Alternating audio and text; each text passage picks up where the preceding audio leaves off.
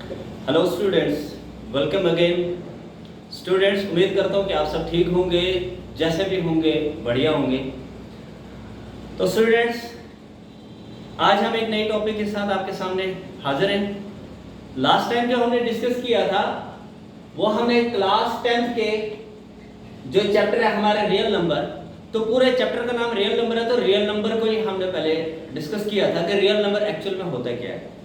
तो अगर मैं रियल नंबर को कंक्लूड करूं तो रियल नंबर क्या होता है कि जितने भी लाइफ में हमने जितने भी नंबर्स पढ़े हैं आज तक, चाहे वो इवन हो, ऑड हो, प्राइम हो, कंपोजिट हो, को प्राइम नंबर हो, रैशनल, इरैशनल, जितने भी नंबर्स आज तक हमने पढ़े हैं ना, तो ये सारे के सारे नंबर क्या कहलाते हैं? रियल नंबर्स कहलाते हैं। ठीक है, होप कि आपने लास्ट वीडियो में इसको देखा होगा। मैंने लास्ट वीडियो में रियल नंबर को थोड़ा डिटेल से डिस्कस करने की कोशिश की थी और किया भी है।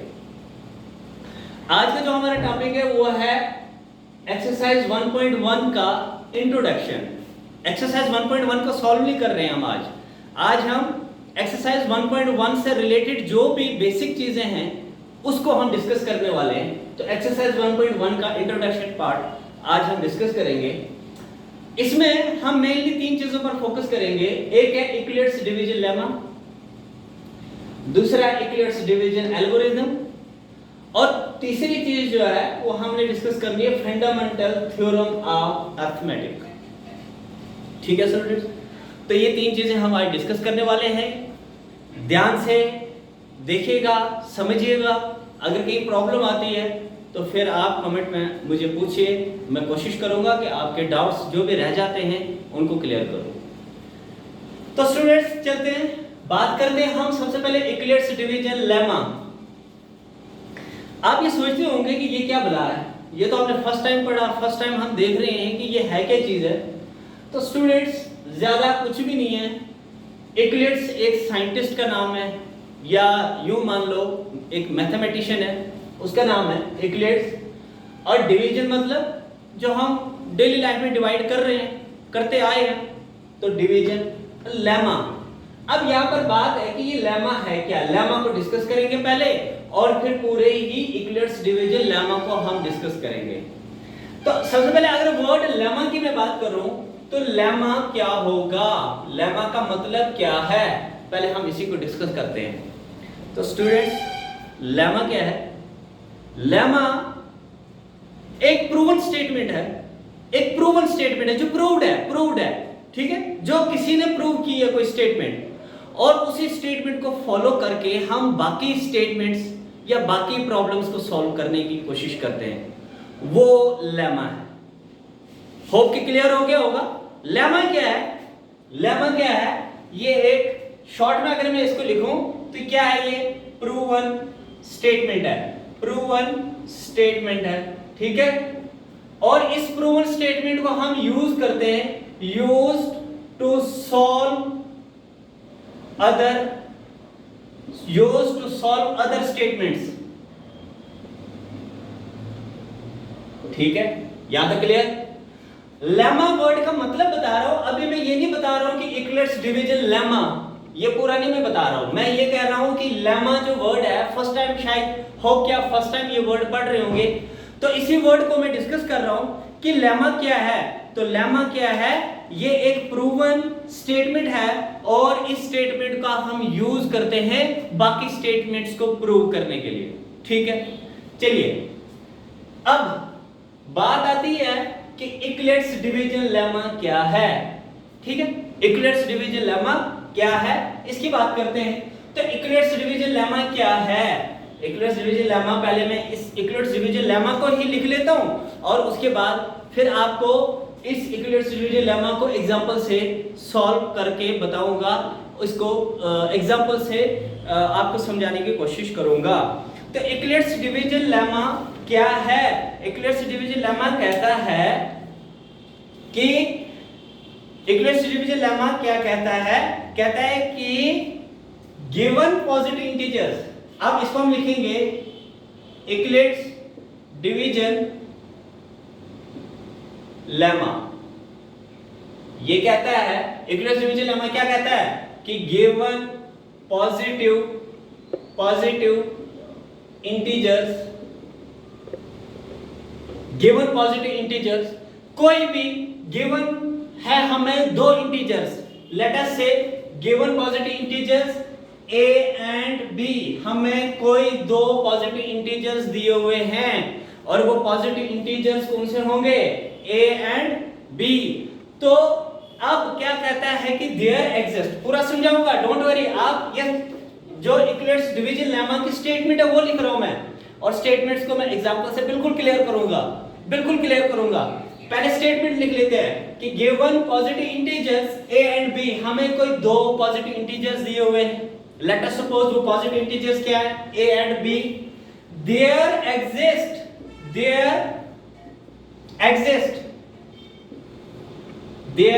Exist unique whole numbers.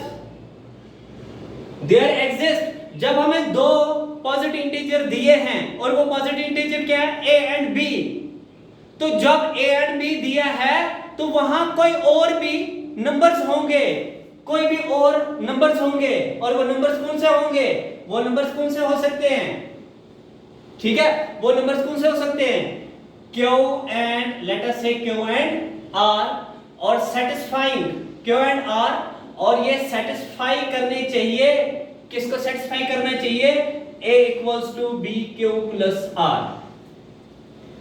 अब कहने लगे कि सर आपने तो कुछ खतरनाक सी स्टेटमेंट लिखवा दी, कुछ समझ नहीं आ रहा, सब ऊपर ऊपर से जा रहा है, समझ ही नहीं आ रहा है कि ये क्या चीज है इक्विवेलेंस डिवीजन लेमा। तो डोंट वरी, मैं आपको समझाता हूं। इसको हम एग्जांपल से समझने की कोशिश करेंगे, ऐसे समझ नहीं आएगी, इसको एग्जांपल से समझने की कोशिश करेंगे हम। अब देखिए बेटा, आपने डिवाइड किया, डेली लाइफ में आप डिवाइड करते हो, हम जाने अनजाने में डिवाइड करते रहते हैं। जब हम दुकान पर जाएंगे, कोई चीज खरीदेंगे, सपोज मुझे 5 एप्पल्स खरीदने, अगर 5 एप्पल्स, एक एप्पल जो है वो 4 रुपीज का है और मेरे पास 30 रुपीज है, तो 30 रुपीज में मैं कितने एप्पल्स खरीद सकता हूं, तो मैं 30 को किससे डिवाइड करूंगा, 4 से करूंगा, और जो आंसर होगा वो एप्पल्स होंगे, जितने एप्पल्स मुझे लाने होंगे घर। मतलब डेली लाइफ में हम कुछ ना कुछ करते रहते हैं जहां डिवीजन का काम चल रहा होता है। तो अब इसी चीज को मैं समझा रहा हूं, क्या कह रहा है कि गिवन पॉजिटिव इंटीजर्स, याद रखना स्टूडेंट्स, पॉजिटिव इंटीजर, ये पॉजिटिव की बात कर रहा है, नेगेटिव की बात नहीं कर रहा है, पॉजिटिव की बात कर रहा है। और नंबर सिस्टम में मैंने इंटीजर्स को डिटेल डिस्कस किया होगा कि इंटीजर्स होते क्या है, वो आप देख ही लेंगे। तो given positive integers a and b, कोई भी हमें दो इंटीजर्स दिए हुए a और b दिए हुए, ठीक है।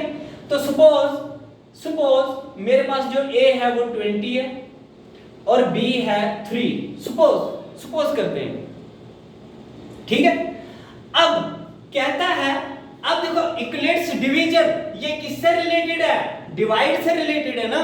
तो इसका मतलब है कि जो दो पॉजिटिव इंटीजर्स दिए हैं उनका आपस में क्या संबंध है कि डिवाइड कर सकते हैं हम उनको। तो अगर हम a और b को डिवाइड करेंगे तो डिवाइड करने के बाद एक यूनिक होल नंबर हमें मिलेगा, यूनिक होल नंबर। तो यूनिक क्या है मैं बात बताऊंगा आपको। तो एक यूनिक होल नंबर मिलेगा और वो यूनिक होल नंबर हमने सपोज किया q एंड r होंगे, और इस तरह से वो यूनिक होल नंबर होंगे कि वो इस इक्वेशन को सेटिस्फाई कर रहे होंगे वो। अब एग्जांपल से समझते हैं। मेरे पास 20 रुपए और मुझे 3 फ्रेंड्स में डिवाइड करने हैं। I am having a 20 rupees and I am supposed to divide this 20 rupees among the 3 friends. Okay? तो मैं क्या करूंगा, मैं 20 को डिवाइड करूंगा 3 से।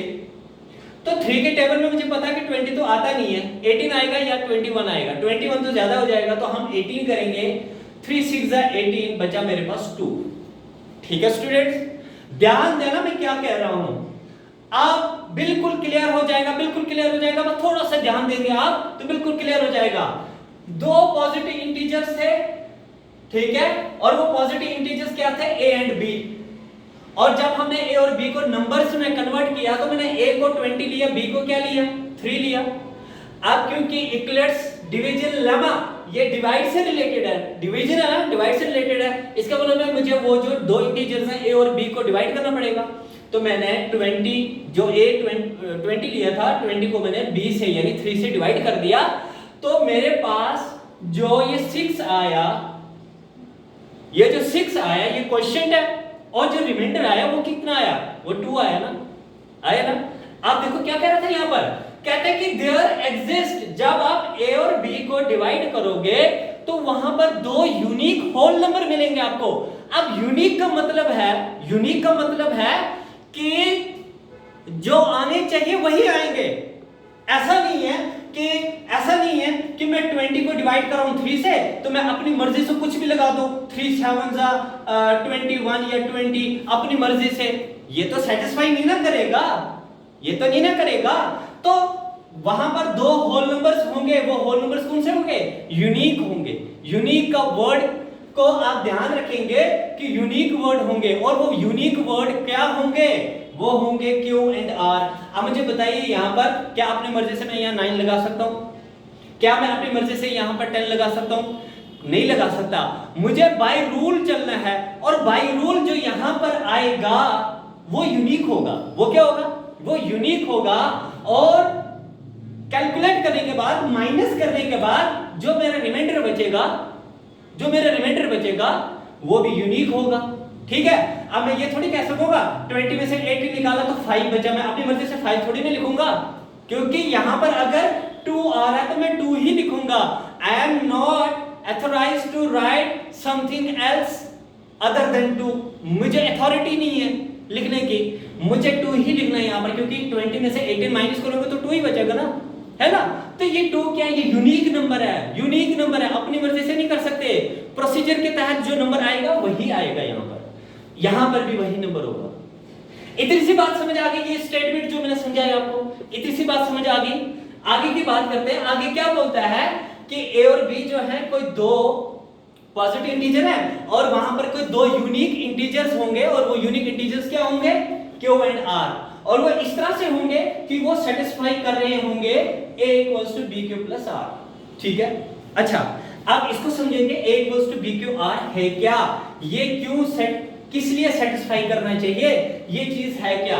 होप कि इतनी सी स्टेटमेंट यहां तक आपको समझ आ गई होगी। अब हम इस चीज को डिस्कस करेंगे कि a = bq + r है क्या। स्टूडेंट्स, मैंने कहा, अभी जो मैंने कहा कि मुझे 20 को डिवाइड करना 3 से, ठीक है, तो देखिए स्टूडेंट्स, 3 6 18 करूंगा ना, है ना। अगर मैं करूंगा 3 7 तो 3 7 21 होता है, तो 20 में से 21 तो माइनस नहीं ना होगा, नहीं कर सकता मैं 7 से। अगर मैं 5 से करता हूं तो आएगा 15, तो मुझे 15 क्यों करना है, 15 से ऊपर भी, तो 15 तो बहुत छोटा हो जाएगा, 3 के टेबल में 18 भी तो आता है, तो 15 तो मैं अपनी मर्जी से नहीं ना लिखूंगा। तो मैं क्या करूंगा, यूनिक डिजिट, यहां पर यूनिक नंबर मिलने चाहिए मुझे। वो यूनिक नंबर क्या होगा, 3 6 18, तो जब मैंने माइनस किया बचा कितना, 2।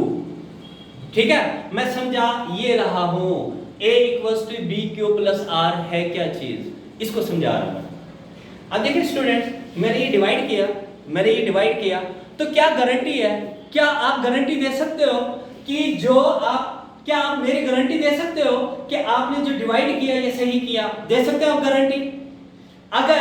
अगर मुझे किसी की गारंटी देनी हो कि आपने ये डिवाइड सही किया गलत किया, मैं गारंटी नहीं दूंगा जब तक कि मैं उसको प्रूव नहीं करूंगा कि जो क्वेश्चन निकला ये सही है कि गलत है, मैं उसको प्रूव करूंगा। अगर मुझे लगा कि सही है, प्रूव करने के बाद भी लगा मुझे सही है, तो ही मैं गारंटी दूंगा। तो अब क्या गारंटी है कि मैंने इस डिवाइड को सही किया। तो देखिए स्टूडेंट्स, जब भी हम कोई क्वेश्चन सॉल्व करते हैं तो हर क्वेश्चन को सॉल्व करने का एक प्रोसीजर है, मेथड है, वो मेथड हमने अप्लाई करके क्वेश्चन को सॉल्व कर दिया। अब क्वेश्चन हमने सॉल्व सही किया कि गलत किया, उसको चेक करने का एक रूल है, उसको चेक करने का क्या है, एक रूल है। इसी तरीके से डिवाइड जब आप करोगे, डिवाइड को चेक करने का रूल है आपके पास। अगर आपने चेक करना है कि मैंने जो डिवाइड किया है ये सही किया कि गलत किया, तो उसको एक रूल है। तो रूल क्या है कि dividend equals to divisor multiply by quotient को मैं शॉर्ट में लिख रहा हूं, जगह नहीं है, स्पेस नहीं मेरे पास, और रिमाइंडर r प्लस r, यानी dividend equals to divisor multiply by quotient plus reminder. ये फॉर्मूला है डिवाइड को चेक करने का। अब स्टूडेंट्स यहाँ डिविडेंड क्या चीज है, देखिए स्टूडेंट्स डिविडेंड ये है कि अगर आपके पास सपोज अगर आपके पास 500 रुपये है, 500 रुपये है आपके पास, और उस 500 रुपये को आपने डिवाइड करना है कितने लोगों में, 5 लोगों में। ठीक है, ठीक है। तो जो 500 जिस चीज को आपने डिवाइड करना होता है ना, वो डिविडेंड होता है। और कितने लोगों में या कितने चीजों में, कितने पार्ट्स में उसको डिवाइड करना है, वो होता है आपका डिवाइजर। ठीक है, तो देखिए 20 यहाँ क्या है, डिविडेंड है ना, 20 क्या है, डिविडेंड है, और 3 क्या है यहाँ पर, डिवाइजर है, क्योंकि 3 से डिवाइड करना है। और क्वेश्चन क्या हमारा 6, और रिमाइंडर क्या है हमारा 2, है ना। अब मैं क्या करूंगा, मैंने फॉर्मूला लिखा, अब मैं चेक करूंगा ये जो डिवाइड है ये मैंने सही किया कि गलत किया, मैं इसको चेक करूंगा। तो डिविडेंड कितना मेरे पास 20, और डिवाइजर कितना है 3, और मल्टीप्लाई बाय क्वेश्चन कितना मेरा 6 प्लस रिमाइंडर कितना है 2। तो देखिए स्टूडेंट्स 20 इक्वल्स टू 6 3 18, 18 प्लस 2 कितना हो गया 20, मैं शॉर्ट में कर रहा हूं। ठीक है, तो 20 इक्वल्स टू 20, यानी left hand side right hand side के इक्वल आ गई ना। जब हमारी left hand side right hand side के इक्वल आई तो हमारा क्वेश्चन बिल्कुल सही होता है। और left hand side right hand side के इक्वल अगर ना आए तो वहां क्वेश्चन में कुछ गड़बड़ चल रही होती है, कुछ गड़बड़ की है, जिसकी वजह से left hand side right hand side के इक्वल नहीं आई। अच्छा, तो ये चीज आपको समझ आ गई, ये चीज समझ आ गई ना।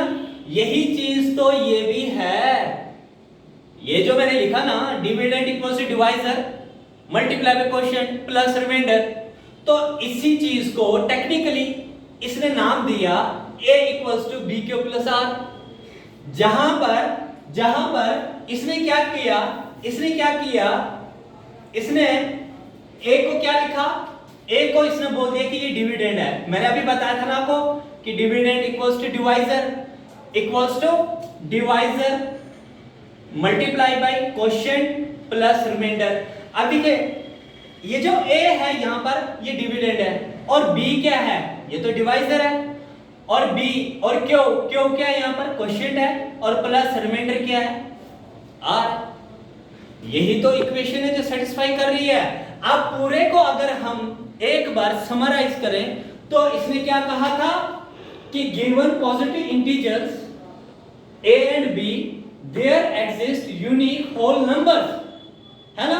जब हमारे पास कोई दो चीजें दी होंगी, देखो डिवाइड में आपको दो चीजें दी होंगी कि इतना हमारे पास अमाउंट है और इस अमाउंट के इतने लोगों में डिवाइड करना है, तो वही तो है, a और b आपको दिया होगा, और जब आप a और b को आप डिवाइड करोगे तो वहां पर दो यूनिक नंबर्स मिलेंगे आपको। अब यूनिक नंबर मैंने पहले बताया आपको कि यूनिक का मतलब आप अपनी मर्जी से कोई नंबर नहीं लगा सकते, जो क्वेश्चन के तहत आएगा, जो क्वेश्चन के प्रोसीजर में आएगा वही नंबर आप लोगे, वो यूनिक नंबर होगा। और वो यूनिक नंबर क्या होगा, क्यू एंड आर। क्यू मतलब क्वेश्चन, आर मतलब रिमाइंडर। और इस तरह से डिवाइड करना है कि जो हमारा जो इक्वेशन है वो सेटिस्फाई हो जाए, क्या, a equals to b q plus r. Hope कि यहां तक समझ आ गया। a equals to b q plus r को मैंने आपको समझा दिया कि ये क्या होता है। एक और चीज डिवाइड से रिलेटेड मैं आपको बताना चाहता हूं कि स्टूडेंट्स जब हम डिवाइड करते हैं ना, और जब डिवाइड करते हैं तो डिवाइड करने का एक क्राइटेरिया है, डिवाइड करने का एक क्राइटेरिया है। क्या क्राइटेरिया होगा कि क्राइटेरिया ये है कि जो हमारा रिमाइंडर है वो ग्रेटर देन इक्वल टू 0 होगा। यानी रिमाइंडर जो है वो 0 हो सकता है या 0 से बड़ा भी होगा, बट इतना बड़ा नहीं होगा, वो लेस देन किससे होगा, b से। लेस देन किससे होगा, b से। मैंने अभी आपको क्या बताया कि a equals to b q plus r, यानी dividend equals to divisor multiply by quotient plus remainder. जब आप डिवाइड करोगे तो रिमाइंडर क्या होगा आपका, रिमाइंडर होगा आपका ग्रेटर देन इक्वल टू। देखिए ये ग्रेटर देन का निशान है और नीचे लगा दो इक्वल टू, तो ये ग्रेटर हो सकता है किससे, रिमाइंडर जो है वो क्या हो सकता है, अगर इसको देखेंगे तो इक्वल, यानी रिमाइंडर हमारा इक्वल किसके हो सकता है, 0 के भी हो सकता है, या रिमाइंडर हमारा 0 से ग्रेटर होगा, लेकिन इतना ग्रेटर भी नहीं होगा कि वो b क्या था, डिवाइजर था ना, डिवाइजर से वो छोटा ही रहेगा। समझ आई मेरी बात। ये डिवीजन का क्या है, एक क्राइटेरिया है। इसको आप लिख सकते हैं कि डिवीजन क्राइटेरिया। डिवीजन क्राइटेरिया ये कि जब आप डिवाइड करोगे जो रिमाइंडर बचेगा वो या तो 0 होगा या 0 से बड़ा होगा, लेकिन जो रिमाइंडर होगा 0 हो सकता है, 0 से बड़ा हो सकता है, लेकिन हमेशा वो डिवाइजर से क्या रहेगा, छोटा रहेगा। ये क्राइटेरिया है किसका, डिवाइड का। तो स्टूडेंट्स होप कि एक चीज आपको समझ आ गई होगी अच्छी तरीके से। पहले मैंने लेमा का मतलब बताया कि लेमा क्या है, कि ये एक स्टेटमेंट है जो प्रूव की गई होती है और उसी स्टेटमेंट को हम बाकी स्टेटमेंट्स को प्रूव करने के लिए यूज करते हैं। फिर मैंने पूरा होल बताया आपको कि यूक्लिड्स डिवीजन लेमा क्या है। यूक्लिड्स डिवीजन लेमा कहता है कि जब हम दो कोई पॉजिटिव इंटीजर्स को डिवाइड कर रहे होते हैं तो वहां पर कोई दो यूनिक होल नंबर्स हमें मिलते हैं, और वो यूनिक होल नंबर्स जो हैं वो ऐसे होने चाहिए कि वो सेटिस्फाई करे a = b³ + r को। यहां तक समझ आ गई बात। अच्छा, अब इसकी जरूरत क्यों पड़ी, ठीक है, इसकी जरूरत क्यों पड़ी, हम इसको ये डिस्कस क्यों कर रहे हैं, क्यों जरूरत पड़ी।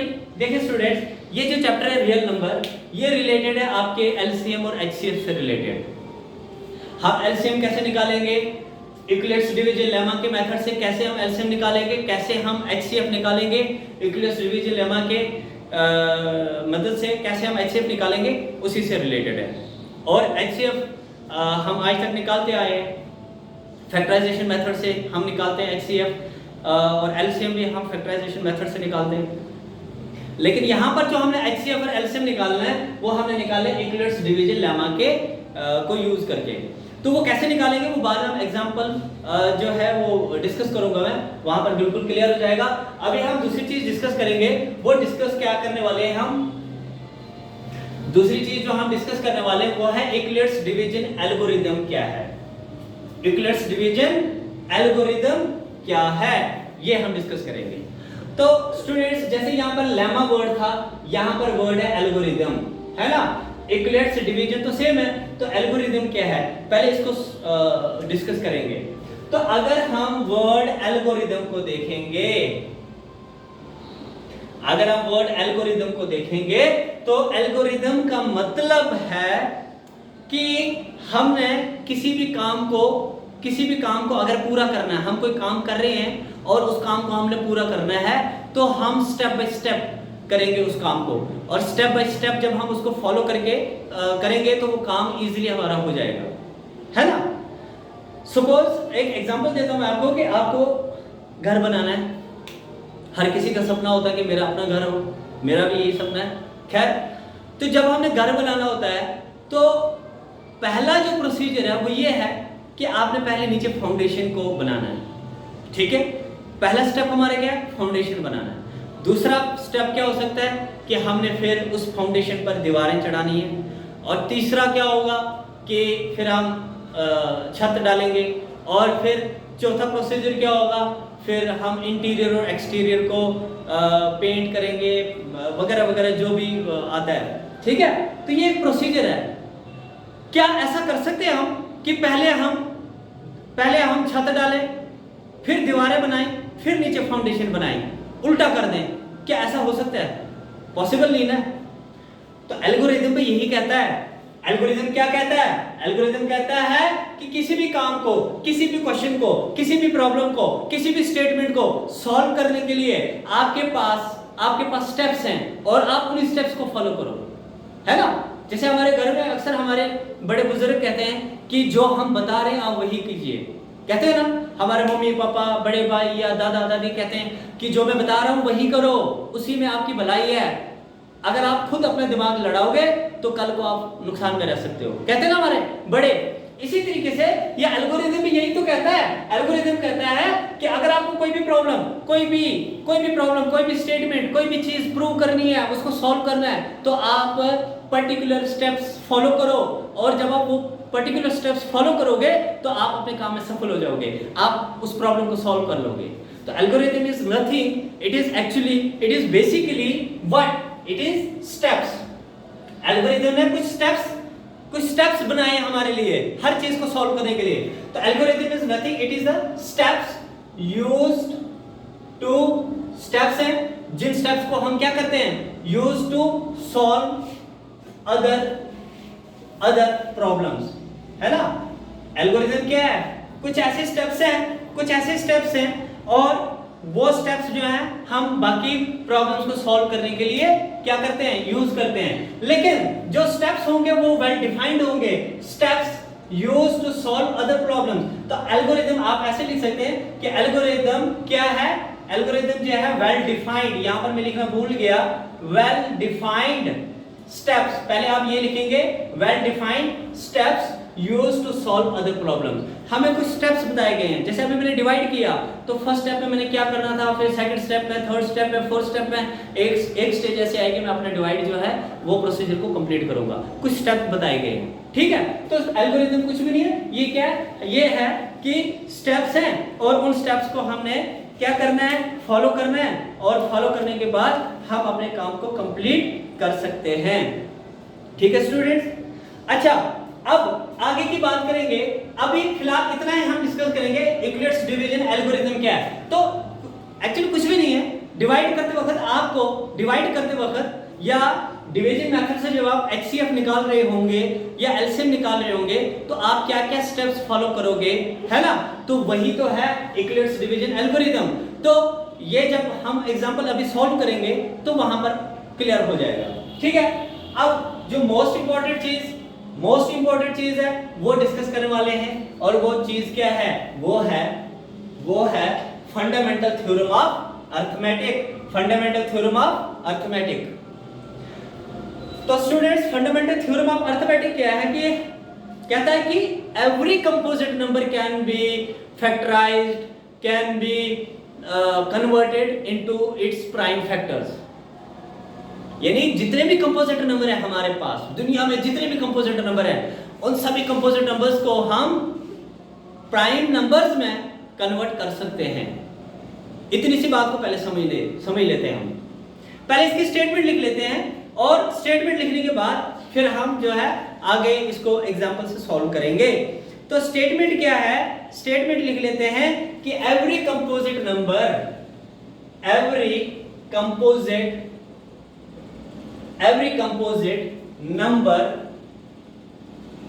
कैन बी, कुछ भी लिख सकते हैं आप यहां पर, कन्वर्टेड, फैक्टराइज्ड, कुछ भी लिख सकते हैं आप यहां पर, ठीक है।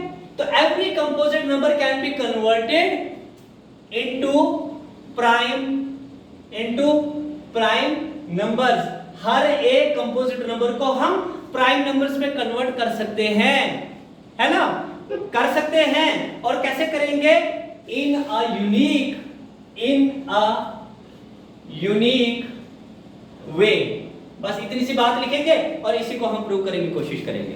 सबसे पहले हम इसी चीज को देखिए स्टूडेंट्स, कंपोजिट नंबर क्या है, प्राइम नंबर क्या है, ये मैंने नंबर सिस्टम में अच्छे से पढ़ाया हुआ है, आप प्लीज वहां देख लीजिएगा। नंबर सिस्टम पर जब तक आपकी अच्छी कमांड नहीं होगी तो मैथ जो है आपका मुझे लगता है कि वीक रह सकता है। रहता क्या है, वो होता ही है वीक। तो सबसे पहले हमें नंबर सिस्टम पर अपने कमांड बनानी है कि नंबर सिस्टम क्या है, उनका क्या यूज है, कैसे यूज करेंगे हम उनका। तो वो मैंने आपको पूरा पहले पढ़ाया हुआ, आप उसको देख लें प्लीज। तो कंपोजिट नंबर क्या होता है, कंपोजिट नंबर होता है कि वो नंबर जिसके दो से ज्यादा फैक्टर्स होते हैं, वो नंबर जिसके दो से ज्यादा फैक्टर्स होते हैं वो क्या होता है, वो कंपोजिट नंबर होता है, ठीक है। और प्राइम नंबर क्या होता है, प्राइम नंबर जिसके दो ही फैक्टर होते हैं, वन और नंबर खुद, ये मैंने पढ़ाया हुआ, देख लीजिएगा आप। अब कहता है क्या, एवरी कंपोजिट नंबर, हर एक composite number can be converted, उस कंपोजिट नंबर को हम कन्वर्ट कर सकते हैं इनटू प्राइम नंबर्स। हर कंपोजिट नंबर को, जितने भी दुनिया में कंपोजिट नंबर है उन नंबर्स को हम प्राइम नंबर्स में कन्वर्ट कर सकते हैं इन अ यूनिक वे, एक यूनिक वे से। अब ये यूनिक वे क्या है, ये बाद में पहले डिस्कस कर लेते हैं, ये बाद में डिस्कस करेंगे, पहले ये डिस्कस करेंगे कि किसी भी कंपोजिट नंबर को हम कैसे प्राइम नंबर्स में कन्वर्ट कर सकते हैं।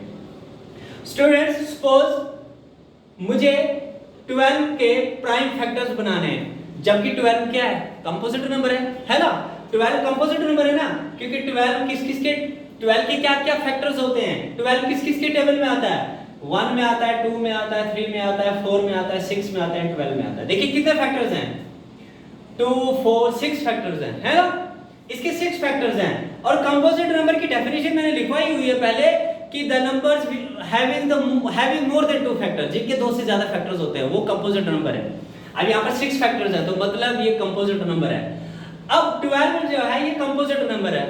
अब कहते हैं कि एवरी कंपोजिट नंबर, कोई भी कंपोजिट नंबर लो आप, जैसे मैंने 12 लिया, आप कुछ भी लो कंपोजिट नंबर, उसको हम कन्वर्ट करेंगे प्राइम नंबर्स में, ठीक है। अब देखिए 12 सबसे पहले किसके टेबल में आएगा, 2 में, 2 से कर सकते हैं हम, 2 6 12, फिर 6 अगेन 2 के टेबल में आता है तो 2 3 6, फिर 3 किसी के टेबल में नहीं आता है, ये तो सिर्फ 3 के टेबल में आएगा तो 3 1 3। अब देखिए बेटा जो 12 के जो प्राइम फैक्टर्स बने वो क्या क्या बने, 2 2 एंड 3 बने ना। अच्छा एक और एग्जांपल देखते हैं। यहां पर 12 को करना था, अब हम कोई बड़ा नंबर लेते हैं, डबल डिजिट में या ट्रिपल डिजिट में लेंगे। सपोज मैं ले रहा हूं 526, ठीक है, 526। तो 526 के मैंने प्राइम फैक्टर्स बनाने हैं, तो कैसे बना सकता हूं मैं। देखिए आप फैक्टर्स, देखिए स्टूडेंट्स, फैक्टर्स बनाने के लिए फैक्टराइजेशन मेथड से जब आप फैक्टर्स बना रहे होंगे तो मुझे लगता है कि डिविजिबिलिटी टेस्ट हम क्लास 6 में पढ़ते आए हैं और पढ़ाते आए हैं स्टूडेंट्स को, तो डिविजिबिलिटी टेस्ट पर आपकी कमांड अच्छी होनी चाहिए, तब आप जो है ना बड़ी आसानी से इन चीज़ों के कंपोजिट नंबर्स के फैक्टर्स बना सकते हैं। अगर आप डिविजिबिलिटी टेस्ट को अच्छे से पढ़ लें तो अगर कभी पॉसिबल हुआ तो मैं डिविजिबिलिटी टेस्ट पर एक वीडियो जरूर बनाऊंगा कि कैसे हम चेक कर सकते हैं किसी भी नंबर को कि ये 2 से डिवाइड हो सकता है या 3 से या 4 से एंड सो ऑन, वो देख लेंगे बाद में। चलिए अभी देखेंगे लास्ट में 6 है ना, 6 इवन नंबर है, तो जब भी लास्ट वंस प्लेस पर जब हमारा इवन नंबर होता है तो वो 2 से होता है, वो अंडरस्टूड है, तो वो 2 से हो जाता है, तो मैं 2 से कर लेता हूं इसको। देखिए 2 2 4, यहां से बचा 1 बन गया 12, 2 6 12, 2 3 6, है ना। अब देखिए स्टूडेंट्स 2 6 3, अब मुझे चेक करना है कि 3 से हो सकता है, तो 3 से हो सकता है 6 to 8 9 10 11, ये तो नहीं होगा, ठीक है। अब ये किससे हो सकता है,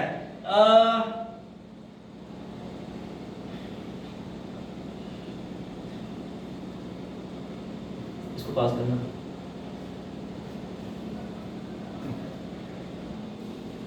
तो स्टूडेंट्स हमने नंबर लिया था 526, मुझे बीच में थोड़ा वीडियो पॉज करना पड़ा क्योंकि इस नंबर के फैक्टर ढूंढने थे तो वीडियो काफी लंबी हो जाती। तो देखिए स्टूडेंट्स 526 जो है ये मैंने जब 2 से किया तो 263 है। अब जो 263 है ना, जो 263 है ये प्राइम नंबर है, इसका कोई फैक्टर नहीं है तो ये प्राइम नंबर है, ठीक है।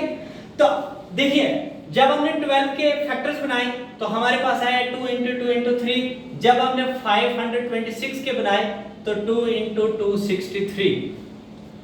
अब देखो कहते क्या है, फंडामेंटल थ्योरम ऑफ अरिथमेटिक क्या कहती है, कहती है कि कोई भी कंपोजिट नंबर उसको प्राइम नंबर्स में हम कर सकते हैं, उनको प्राइम नंबर्स में हम कन्वर्ट कर सकते हैं, लेकिन कैसे करेंगे, यूनिक वे से, यूनिक वे।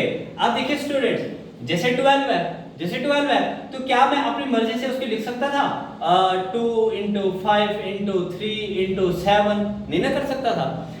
मैं इसको अपने नंबर से नहीं कर सकता था क्योंकि जो डिफाइंड है कि जब आप 12 के प्राइम फैक्टर्स बनाओगे तो प्राइम फैक्टर्स बनाते वक्त कुछ यूनिक नंबर आएंगे। जैसे अभी थोड़ी देर पहले मैंने यूनिक वर्ड की बात की थी कि हम अपनी मर्जी से कोई भी डिजिट, कोई भी नंबर नहीं लिख सकते, है ना। यहां पर भी अब देखिए अगर 526 के केस में देखो मैं तो 263 को क्या मैं अपनी मर्जी से प्राइम फैक्टर्स बना सकता था, नहीं बना सकता क्योंकि इसके फैक्टर्स है ही नहीं है, तो ये प्राइम नंबर है, इसके फैक्टर्स नहीं है। अब मैं ऐसा करता 2 × 3 × 7 × 11 × 13 × 17, क्या मैं कर सकता था ऐसे, नहीं कर सकता, अपनी मर्जी में चला ही नहीं सकता, अपनी मर्जी में नहीं चला सकता।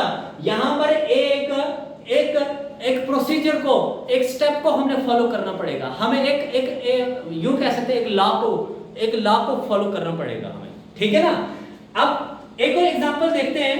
सपोज मुझे कहा जाता है कि 100 के प्राइम फैक्टर्स बनाओ, तो 100 के प्राइम फैक्टर्स करेंगे हम तो 52 से 100, फिर 25 2 से 50, फिर 5 के टेबल से करेंगे तो 5 5 से 25 और 5 1 से 5। तो जब मैंने 100 के फैक्टर्स बनाए तो 100 के फैक्टर्स क्या क्या आए मेरे, 2 × 2 × 5 × 5 × 5। तो मैं यही फैक्टर्स लिख सकता हूं ना, कि क्या मैं कोई अपनी मर्जी से कोई फैक्टर लिखूंगा? नहीं लिख सकता। तो उसी को कहा जाता है कि यूनिक वे। एक यूनिक वे से आपने क्या करना है, किसी भी कंपोजिट नंबर को किस में कन्वर्ट करना है, किस में कन्वर्ट करना है? प्राइम नंबर्स में। ठीक है, लेकिन स्टूडेंट्स, लेकिन एक चीज का आप ध्यान रखेंगे, एक चीज का ध्यान रखेंगे, ठीक है, वो क्या है कि जैसे मैंने अभी लिखा आप 100 के क्या क्या फैक्टर आए? 2 multiply by 2 multiply by 5 multiply by 5। हम जब भी नंबर्स को हमने बचपन में सीखा, असेंडिंग ऑर्डर और डिसेंडिंग ऑर्डर हमने सीखा बचपन में, कि या तो हम नंबरों को छोटे से बड़ा करते जाएंगे या बड़े से छोटा करते जाएंगे, है ना, वो असेंडिंग डिसेंडिंग ऑर्डर। तो देखिए स्टूडेंट, जब भी आप प्राइम फैक्टर्स लिखो तो छोटे से बड़े की तरफ जाएंगे आप, ठीक है, यानी असेंडिंग ऑर्डर में उनको लिखेंगे, पहले छोटा फिर उससे बड़ा उससे बड़ा, ठीक है। तो 2 और 5 में छोटा कौन है? 2 है, तो पहले 2 फिर 5 और फिर 5।